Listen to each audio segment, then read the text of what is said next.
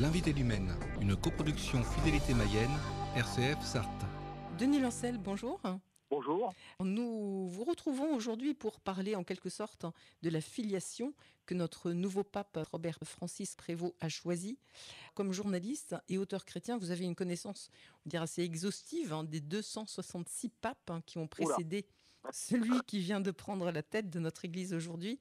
Je cite juste pour mémoire votre ouvrage, François le successeur, paru aux éditions Téqui en 2020. Il y a eu beaucoup d'autres ouvrages que vous avez pu paraître, mais c'est celui-là qui justifie, entre guillemets, cette connaissance que j'évoquais à l'instant. Alors, oui, Denis, la complémentarité des papes, enfin, oui. Oui, j'avais tronqué le titre, oui, excusez-moi. Et alors, Denis Lancel, notre nouveau pape, a donc choisi ce nom de Léon le XIVe.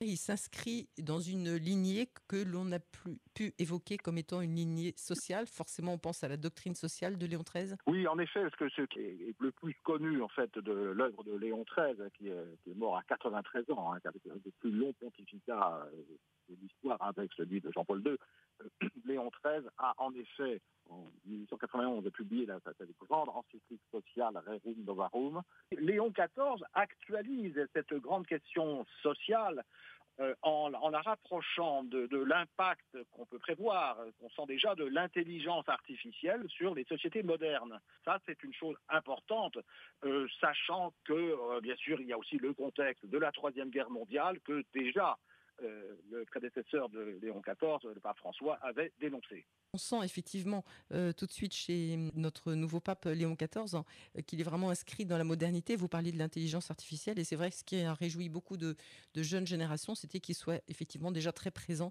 sur les réseaux sociaux, qu'il sache utiliser les nouvelles technologies. Ça ne veut pas dire qu'il ne met pas en garde effectivement contre Absolument. Oui, parce que on sent qu'on a avec Léon XIV, Robert Francis Prévost, c'est un nom français, d'origine française, eh bien, on sent chez lui, il y a une intégration dans le monde moderne et en même temps un esprit critique face aux dérives et aux dangers qu'il peut y avoir. Si on revient sur le côté social aussi de la doctrine sociale promulguée par Léon XIII, il y a aussi là aujourd'hui encore de nombreux enjeux. Le capitalisme et le libéralisme que dénonçait Léon XIII n'a pas disparu. Non, bien sûr, on a même affaire alors à ce que un prêtre universitaire belge appelait la dérive totalitaire du libéralisme même. Déjà, Léon XIII fustigeait la concentration entre les mains de certains de l'industrie et du commerce, devenu le partage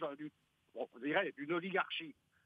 Des plutocrates, qui imposent un joug, je cite, Léon XIII, presque servile à l'infinie multitude des prolétaires. Donc c'était là très très net et très vigoureux. C'est très actuel, voilà. C'est très actuel comme propos. Et oui, et Léon XIII recommandait l'association fraternelle des travailleurs, d'être un bon syndicalisme, et l'intervention de l'État en cas de besoin pour régler les rapports entre patrons et ouvriers, employeurs et employés. Donc en 1891. Donc c'est comme ça que cette encyclique de Léon XIII a fondé le catholicisme social en dénonçant, en évoquant des conditions de travail inhumaines au XIXe siècle de la classe ouvrière et les moyens qu'on peut espérer employer en tant que catholique, notamment pour y remédier. Denis Lancel, donc ça c'est un chantier qui sera aussi dans la continuité du pape François. Mais je voudrais revenir sur l'héritage en quelque sorte de Léon XIII, puisque c'est lui aussi qui avait remis sur le devant de la scène l'héritage intellectuel de saint Thomas d'Aquin.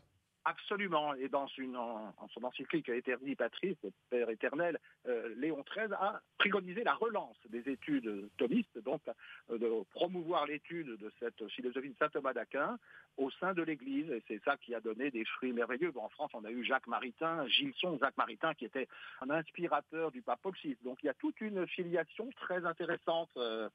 De ce point de vue-là, Léon XIII avait demandé la fondation de l'Académie pontificale Saint-Thomas d'Aquin à Rome, et avec un travail très important de recherche pour la publication des œuvres de Saint-Thomas d'Aquin. Après, Léon XIII a aussi promu les études, plus généralement, les études bibliques, avec une autre encyclique sur Dieu très providentiel, n'est-ce pas, en demandant justement de pratiquer l'exégèse, c'est-à-dire l'interprétation des textes bibliques pour réfuter notamment les accusations d'erreur à propos de l'interprétation de la Bible, avec déjà un certain nombre d'idées qui ont été étudiées après, au moment du Concile Vatican II.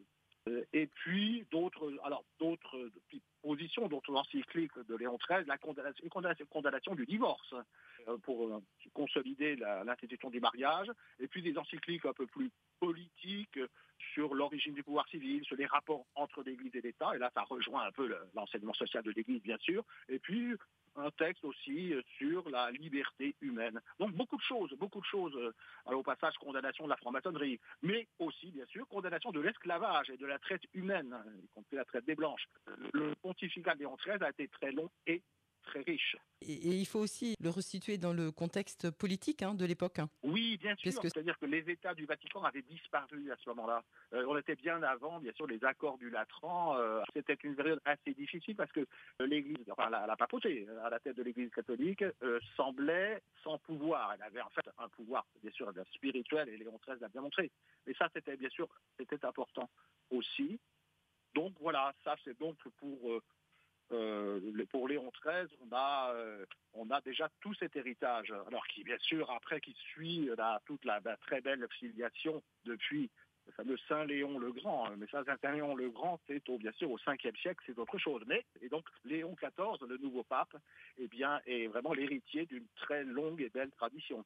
Alors effectivement, on ne va pas passer Denis Lancel en revue tous les 13 Léons qui ont précédé, mais peut-être qu'on peut quand même effectivement revenir sur Léon le Grand, qui lui a eu un rôle assez actif, notamment dans la diplomatie. Oui, c'est vrai. C'est intéressant parce que c'est vrai, pour Léon XIV, c'est également important aujourd'hui. En effet, Léon le Grand, il a été à la fois un défenseur de la foi, comme tous les papes, me direz-vous, mais aussi un défenseur de la cité. Et il s'était adressé au patriarche de Constantinople, d'ailleurs, alors c'est diplomatie entre chrétiens aussi, catholiques, orthodoxes, et il a voulu favoriser notamment l'expression de la christologie, étude du Christ, qui avait été définie à cette époque-là, de son vivant, au concile de Chalcédoine, pour du rapport entre les deux natures du Christ, nature divine et nature humaine du Christ, qui avait été proclamé avant, en 325 au concile de Nicée. Donc ça, sur le plan doctrinal, bien sûr, c'est très important, n'est-ce pas, face à des risques d'interprétation mauvaises ou fausses. Alors aussi, vous dites diplomate, oui, parce que Saint Léon le Grand a été aussi un négociateur habile et courageux qui a su éloigner de Rome la menace des barbares de l'époque. Il y avait les Huns d'Attila, puis il y avait les Vandales. C'était important, bien sûr, sur un plan diplomatique et politique. Et puis, sur le plan cette fois plus strictement spirituel et religieux, la mission pétrinienne, comme on dit, de successeur de Pierre, d'affermir la foi de ses frères, mais en même temps, et là on revient à la diplomatie, le souci de la paix entre les peuples, et ça, cela reste évidemment actuel aujourd'hui, après François, avec Léon XIV, face au contexte de la montée d'une troisième guerre mondiale. Donc voilà. Alors sinon, il y aurait un troisième Léon dont je pourrais vous dire un mot très rapide, si vous voulez. Mais avec plaisir. Dites. Parce que, en tant que successeur du pape François, qui est donc François qui avait, pape Bergoglio, double spiritualité, ignatienne comme jésuite et franciscaine, François d'Assise, on découvre qu'il y avait un autre Léon du temps de saint François d'Assise qui était un humble compagnon de saint François d'Assise, très proche de lui, dans la pauvreté et la proximité avec la nature. Voilà. Et donc, je trouve que là, on a une série de correspondances spirituelles merveilleuses. On voit toujours un peu comme avec les papes précédents déjà, un petit peu, en cette complémentarité des papes. Tout cet héritage, effectivement, est de très très bonne augure. Et d'ailleurs, on a pu noter, c'était assez intéressant, que pour l'instant, les éloges sont assez unanimes. En tout cas, il n'y a pas eu un vent de critique d'une sorte ou d'une autre. Et c'est heureux. C'est très heureux, c'est très intéressant, parce que j'ai l'impression qu'en fait, on constate que cette élection de Léon XIV a été comme une merveilleuse surprise.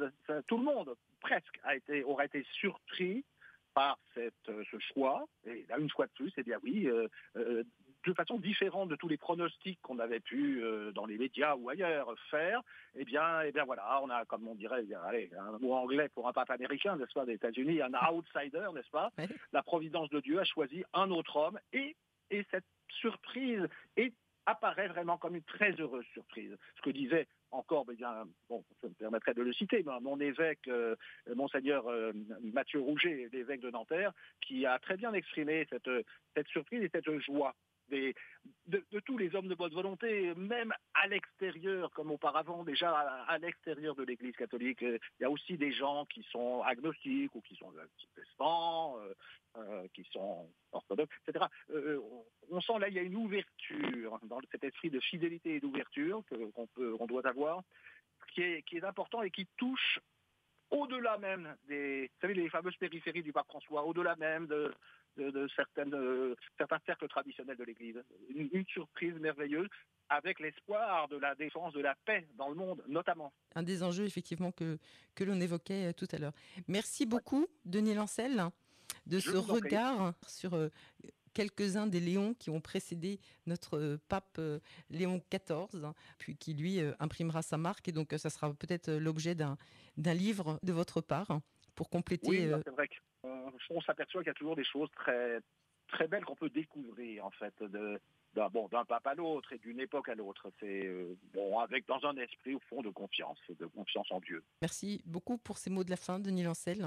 Et puis on retrouve donc toute votre biographie sur les réseaux et notamment sur Wikipédia qui donne toute la liste de vos nombreux ouvrages, dont celui qui nous inspire beaucoup en ce moment, c'est François le Successeur, La complémentarité des papes, paru aux éditions Teki en 2020. Merci beaucoup, Denis Lancel. Merci à vous.